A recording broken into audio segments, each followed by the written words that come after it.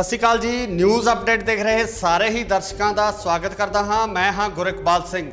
सब तो पहला गल करते हैं कि जो पंजाब तो सब तो वड्डी खबर आ रही है कि जिहड़ा करफ्यू है, करफ्यू की म्याद वधा दी गई है। 30 अप्रैल तक करफ्यू कर दिता गया है, जिहड़ा कि पहला 14 तरीक तक सी उसनूं वधा के हुण 30 अप्रैल तक करफ्यू नूं कर दिता गया है। हाँ जी, बिल्कुल सही है कि पंजाब दे कैबिनेट की जो मीटिंग है जो हुणे समाप्त हुई है, उस मीटिंग दे विच यह वड्डा फैसला लिया गया है। जो केसां की लगातार गिनती पंजाब दे विच वधदी जा रही है, इन्हां गिनती नूं मुख रखते हुए पंजाब दे सीएम कैप्टन अमरिंदर सिंह की प्रधानगी की हेठ जिहड़ी मीटिंग हुई है कैबिनेट की, इस मीटिंग दे विच यह फैसला लिया गया जो हुण तक की सब तो वड्डी खबर असीं तुहानूं दस रहे हैं कि पंजाब दे विच हुण करफ्यू 30 अप्रैल तक जारी रहेगा।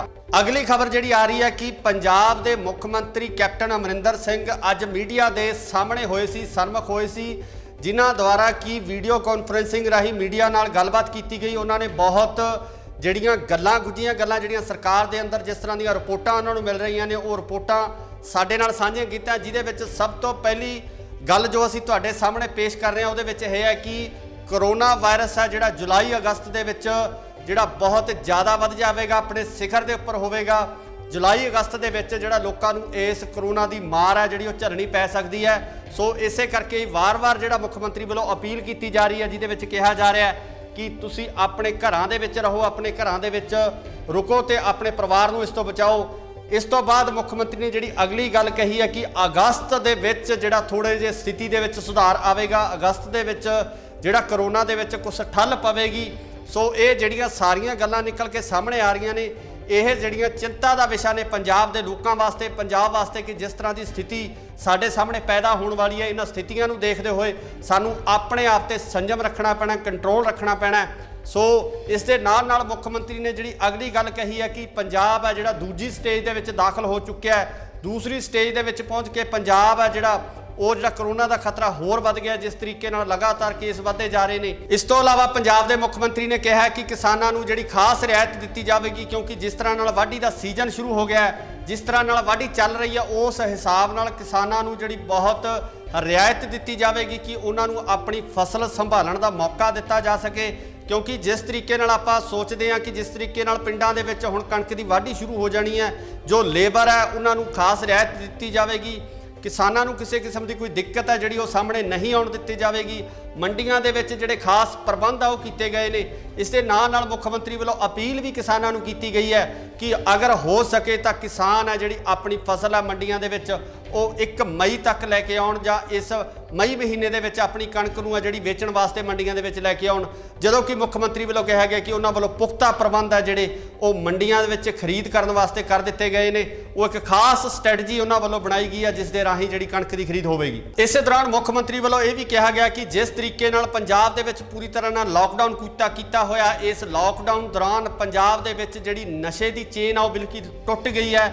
ਲੋਕਾਂ ਨੇ, ਜੋ ਲੋਕ ਇਸ ਤਰ੍ਹਾਂ ਦਾ ਕੋਈ ਕਾਰੋਬਾਰ ਕਰਦੇ ਸੀ, ਜਿਨ੍ਹਾਂ ਵੱਲੋਂ ਨਸ਼ਾ ਲਗਾਤਾਰ ਵੇਚਿਆ ਜਾਂਦਾ ਸੀ, ਉਹ ਚੇਨ ਹੁਣ ਬਿਲਕੁਲ ਟੁੱਟ ਗਈ ਹੈ। ਕਿਉਂਕਿ ਇੰਨੇ ਸਖਤ ਪ੍ਰਬੰਧ ਆ ਜਿਹੜੇ ਪੰਜਾਬ ਸਰਕਾਰ ਵੱਲੋਂ ਕੀਤੇ ਗਏ ਆ, ਪੰਜਾਬ ਪੁਲਿਸ ਵੱਲੋਂ ਕੀਤੇ ਗਏ ਆ, ਜਿਸ ਕਾਰਨ ਜਿਹੜੀ ਨਸ਼ੇ ਦੀ ਤਸਕਰੀ ਹੈ ਉਹਦੇ ਉੱਪਰ ਵੀ ਕਿਤੇ ਨਾ ਕਿਤੇ ਠੱਲ ਪਈ ਆ। ਉਹ ਚੇਨ ਆ ਜਿਹੜੀ ਪੂਰੀ ਤਰ੍ਹਾਂ ਟੁੱਟ ਗਈ ਹੈ ਤੇ ਨਸ਼ਾ ਜਿਹੜਾ ਪੰਜਾਬ ਦੇ ਵਿੱਚ ਆਉਣ ਵਾਲੇ ਦਿਨਾਂ ਵਿੱਚ ਦੇਖਿਆ ਜਾਏਗਾ ਕਿ ਨਸ਼ਾ ਜਿਹੜਾ ਪੰਜਾਬ ਦੇ ਵਿੱਚ ਬਿਲਕੁਲ ਬੰਦ ਹੋ ਜਾਵੇਗਾ। ਪੰਜਾਬ ਦੇ ਵਿੱਚ ਕਰੋਨਾ ਕੇਸਾਂ ਦੀ ਗਿਣਤੀ ਹੈ ਜਿਹੜੀ ਉਹ ਲਗਾਤਾਰ ਵੱਧਦੀ ਜਾ ਰਹੀ ਹੈ। ਜੇ ਆਪਾਂ ਗੱਲ ਕਰੀਏ ਤਾਂ ਹੁਣ ਤੱਕ ਪੰਜਾਬ ਦੇ ਵਿੱਚ 131 ਦੇ ਕਰੀਬ ਕੇਸ ਆ ਚੁੱਕੇ ਆ, ਜਿਸ ਦੇ ਦੌਰਾਨ 12 ਮੌਤਾਂ ਜਿਹੜੀਆਂ ਪੰਜਾਬ ਦੇ ਵਿੱਚ ਹੋ ਚੁੱਕੀਆਂ।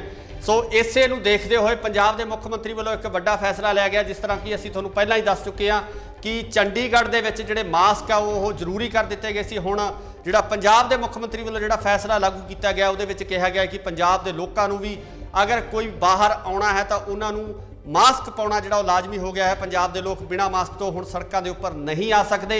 ਇਹ ਇੱਕ ਬਹੁਤ ਵਧੀਆ ਤੇ ਸ਼ਲਾਘਾਯੋਗ ਫੈਸਲਾ, ਕਿਉਂਕਿ ਜਿਸ ਤਰੀਕੇ ਨਾਲ ਲੋਕਾਂ ਦੇ ਇੱਕ ਦੂਜੇ ਦੇ ਸੰਪਰਕ ਦੇ ਵਿੱਚ ਆਉਣ ਨਾਲ ਜਿਹੜਾ ਵਾਇਰਸ ਹੈ ਉਹ ਸਾਡੇ ਮੂੰਹ ਰਾਹੀਂ ਜਾਂ ਨੱਕ ਰਾਹੀਂ ਜਾਂ ਅੱਖਾਂ ਰਾਹੀਂ ਜਿਹੜਾ ਅੰਦਰ ਚਲਾ ਜਾਂਦਾ ਹੈ। ਸੋ ਇਸੇ ਚੀਜ਼ ਤੋਂ ਬਚਾਉਣ ਵਾਸਤੇ ਪੰਜਾਬ ਦੇ ਮੁੱਖ ਮੰਤਰੀ ਵੱਲੋਂ ਇਹ ਵੱਡਾ ਫੈਸਲਾ ਲਿਆ ਗਿਆ ਕਿ ਪੰਜਾਬ ਦੇ ਲੋਕਾਂ ਨੂੰ ਹੁਣ ਮਾਸਕ ਪਾਉਣਾ ਜਿਹੜਾ ਲਾਜ਼ਮੀ ਹੋਵੇਗਾ। ਇਸ ਪ੍ਰੈਸ ਵਾਰਤਾ ਦੌਰਾਨ ਪੰਜਾਬ ਦੇ ਮੁੱਖ ਮੰਤਰੀ ਵੱਲੋਂ ਜਿਹੜਾ ਇੱਕ ਹੋਰ ਖੁਲਾਸਾ ਕੀਤਾ ਗਿਆ, ਉਹਨਾਂ ਵੱਲੋਂ ਕਿਹਾ ਗਿਆ ਕਿ ਹੁਣ ਤੱਕ ਪੰਜਾਬ ਦੇ ਵਿੱਚ 651 ਦੇ ਕਰੀਬ ਜਿਹੜੇ ਜਮਾਤੀ ਹੈ, ਜੋ ਮੁਸਲਮਾਨ ਭਾਈਚਾਰੇ ਦੇ ਲੋਕ ਨੇ ਜਿਹੜੇ ਉਹ ਸਾਹਮਣੇ ਆਏ ਨੇ, ਉਹਨਾਂ ਦੀ ਜਿਹੜੀ ਸ਼ਨਾਖਤ ਕੀਤੀ ਗਈ ਹੈ, ਜਿਹਦੇ ਵਿੱਚੋਂ ਕੁਝ ਲੋਕਾਂ ਨੂੰ ਹਜੇ संपर्क करना जिहड़ा वो बाकी है। कुछ लोग है जिहड़े उन्हां दे संपर्क दे विच नहीं है, जिहड़े ज़्यादातर लोग है उन्हां नूं ਕੁਆਰੰਟਾਈਨ ਕਰਕੇ ਉਹਨਾਂ ਦੀ ਟੈਸਟਿੰਗ ਹੈ ਜਿਹੜੀ ਸ਼ੱਕੀ ਲੋਕ ਸੀ ਉਹਨਾਂ ਦੀ ਟੈਸਟਿੰਗ ਕੀਤੀ ਜਾ ਚੁੱਕੀ ਹੈ। ਪੰਜਾਬ ਵਾਸਤੇ ਕਿਤੇ ਨਾ ਕਿਤੇ ਰਾਹਤ ਦੀ ਖਬਰ ਹੈ, ਕਿਉਂਕਿ ਜਿਹੜੇ ਜਮਾਤ ਤੋਂ ਕੁਝ ਲੋਕ ਸੀ ਉਹ ਪੂਰੇ ਭਾਰਤ ਦੇ ਵਿੱਚ ਇਸ ਤਰ੍ਹਾਂ ਆਏ ਸੀ ਤਾਂ ਉਹਨਾਂ ਦੀ ਜਿਹੜੀ ਲਗਾਤਾਰ ਉਹਨਾਂ ਦੀ ਛਾਂਟੀ ਕਰਕੇ ਉਹਨਾਂ ਦੀ ਟੈਸਟਿੰਗ ਹੈ ਜਿਹੜੀ ਉਹ ਕੀਤੀ ਜਾ ਰਹੀ ਹੈ। ਸੋ ਇਹ ਇੱਕ ਰਾਹਤ ਦੀ ਖਬਰ ਹੈ। ਇਸ ਦੇ ਨਾਲ ਨਾਲ ਤੁਹਾਨੂੰ ਦੱਸ ਦਈਏ ਕਿ ਬਠਿੰਡਾ ਤੋਂ ਇੱਕ ਖਬਰ ਆ ਰਹੀ ਕਿ ਬਠਿੰਡਾ ਦੇ